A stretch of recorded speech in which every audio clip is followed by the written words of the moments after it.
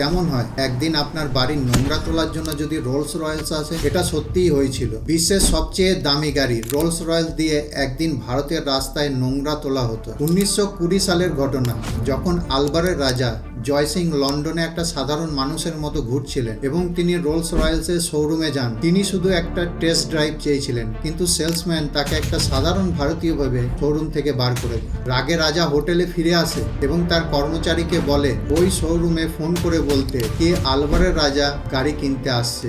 পরের দিন রাজা যখন ওই শোরুমে যায়, তখন রেড কার্পেট দিয়ে তাকে আহ্বান করা হয়। ওই সময় শোরুমে মাত্র 6টি গাড়ি ছিল। রাজা ওই 6টি গাড়ি কিনে নেয় নগদ টাকায়, তাও আবার ডেলিভারি চার্জের সাথে। যখন ওই গাড়িগুলো আলবারে এসে পৌঁছায়, রাজা আদেশ দেয় ওই গাড়িগুলো দিয়ে যেন শহরের নোংরা পরিষ্কার করা হয়। এই খবর সারা বিশ্বে ছড়িয়ে পড়ে এবং রোলস রয়েলস কোম্পানি টেনশনে চলে আসে। পুরো বিশ্বে রোলস রয়েলসের রেপুটেশন এবং সেল কমে যায়। তখন রোলস রয়েলসের মালিক রাজাকে একটা চিঠি লেখে এবং ক্ষমা চায়, সঙ্গে 6টি নতুন গাড়ি গিফট করে। রাজা এই ক্ষমা স্বীকার করে নেয় এবং গাড়িগুলো নোংরা তোলার কাজ থেকে সরিয়ে নেয়। কমেন্টে বলুন, রাজার এই প্রতিশোধ কি ঠিক ছিল?